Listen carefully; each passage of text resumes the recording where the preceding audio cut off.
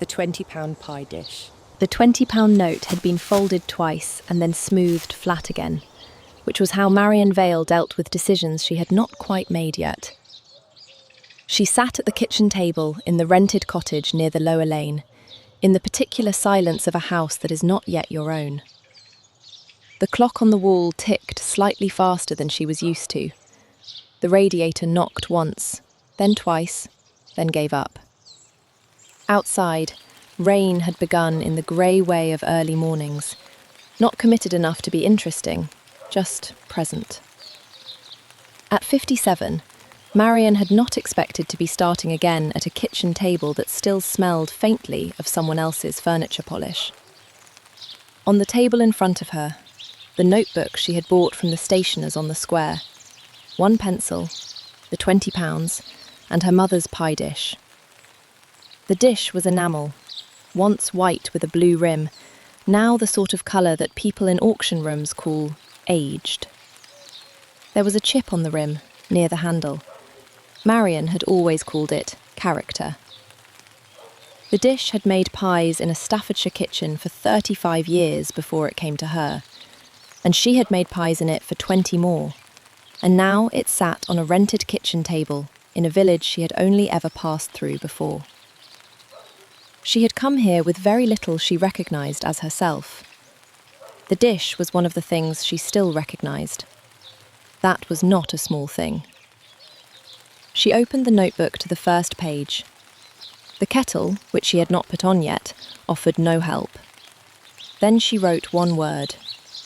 Pies? The question mark was, she felt, honest. She left the pencil on top of the notebook when she went to bed. She made the first batch on a Thursday. The kitchen was small, but the light was decent in the afternoon, and the worktop was a reasonable size for someone who knew what she was doing. She worked the cold butter into the flour by hand until it looked right, turned the short crust out, wrapped it in paper, and set it in the fridge to rest. While it rested, she fried the onion.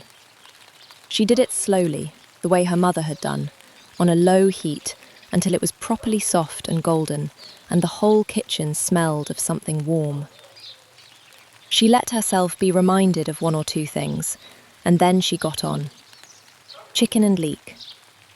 The reduced counter at the general shop had been useful earlier in the week, and she had 3 remaining leeks, half an onion, and more flour than she needed for almost anything. 6 small pies. The sort that fit in a paper bag, the sort you could eat at a market stall if you had somewhere else to be. She pressed each case into the tin with the heel of her hand and thought, without meaning to think anything in particular, that this was what her hands were for. She was not a woman who wasted time naming things before they needed names. She did not think of this as a business. She thought of it as 6 pies, and we will see. Sarah Logan, when Marion walked into the general shop the following morning with 2 paper bags on the counter, looked at the bags and then looked at Marion with the expression of someone about to do something enthusiastic. Savoury pies, Marion said, before anything worse could happen.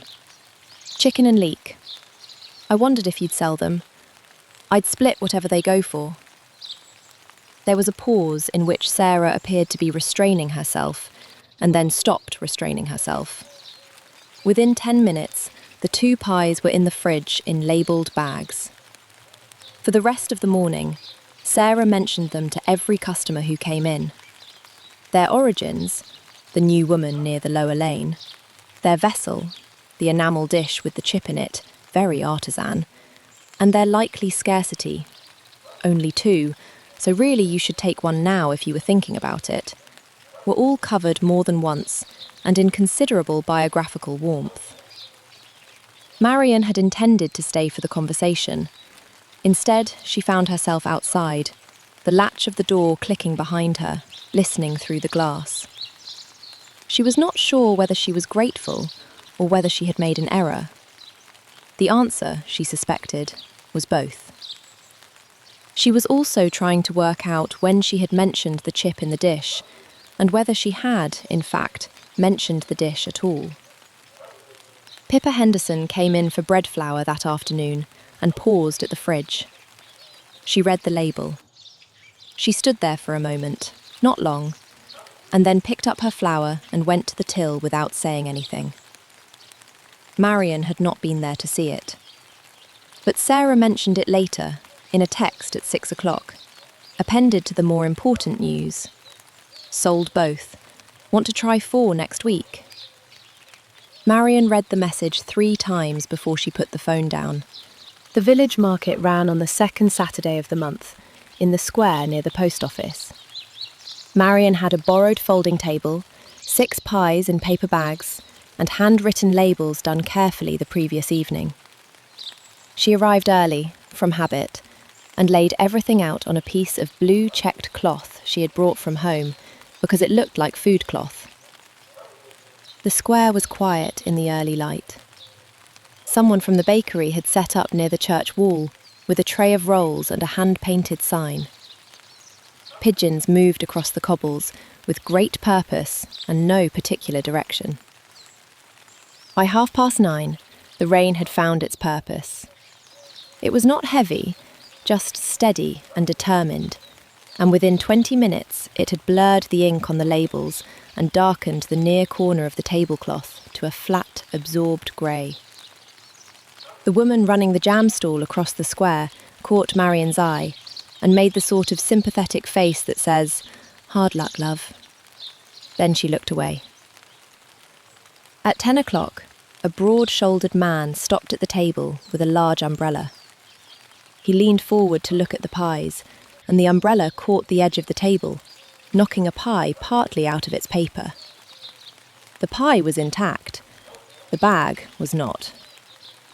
Marion apologised, while simultaneously trying to recover the label, recrimp the bag, and maintain something approximating dignity, and the man looked at her as if she had inconvenienced him, which she had not, and moved away without buying anything. 2 pies had sold by 11:30. Not nothing, and not enough. She sat down on the folding chair and put her mother's pie dish in her lap. She had brought it as a display piece, to show what she baked them in. It was an odd instinct, she thought now, as if the dish could explain something she had not found words for. The chip on the rim. That was what she was looking at when Pippa Henderson walked past and slowed. Pippa looked at the table, the blurred labels, the dish, the 2 remaining pies in their bags. "Your pastry's shrinking," she said. "Your oven runs hot. Rest the dough in the fridge for half an hour before you line the tin." Then she walked on. Marion sat very still. She had heard Pippa say to Jamie Armitage earlier that same morning, by the church wall, "There's someone selling pies from a card table near the post office." The tone had been even. The words had been simple. Marion had been listening from 20 feet away in the rain, and she had heard, quite clearly, a question that may not have been there at all. Is there room for her? That misreading had sat in her coat pocket all morning. Now she took out the notebook, which she had carried in a zip bag so it was still dry. The scratch of the pencil on paper was very clear in the rain. She wrote, "Rest dough 30 minutes in fridge before lining. Oven runs hot." Then, below that, "Thank her." "Thank you," she called. Pippa was already at the far edge of the square. She lifted a hand without turning round and kept walking. Marion carried the enamel dish home under her coat. Arthur Grimshaw asked her on a Tuesday. It was a slow afternoon at the Shepherd's Crook, the kind where the fire had been going since noon, and the bar had settled into the particular warmth of wood smoke and old upholstery. Marion had come in for a half, and to be somewhere that was not her own quiet kitchen. Arthur waited until she had nearly finished it.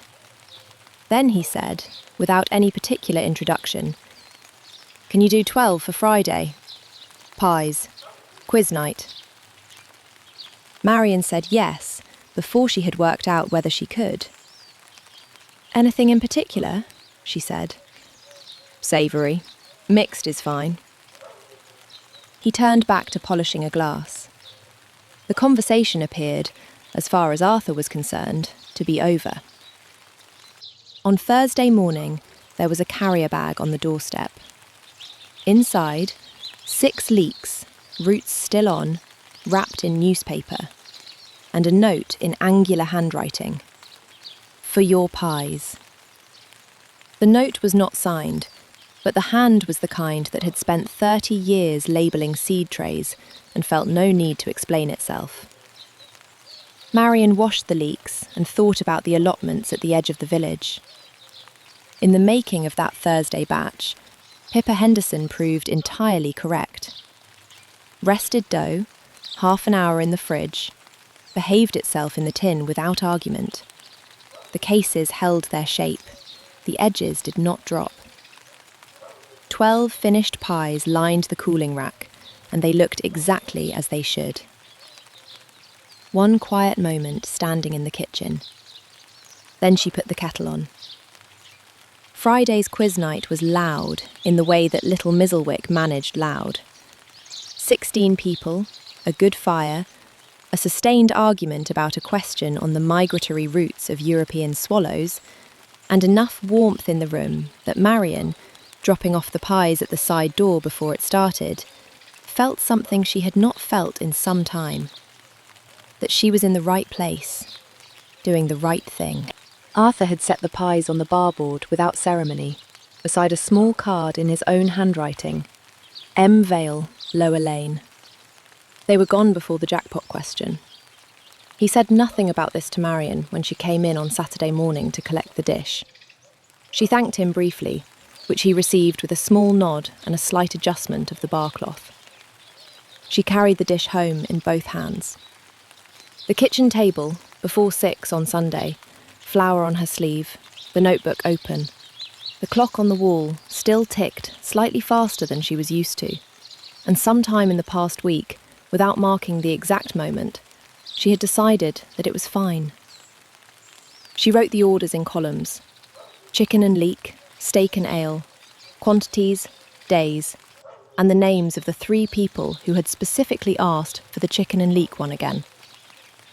At the bottom of the page, she wrote the total and looked at it for a moment.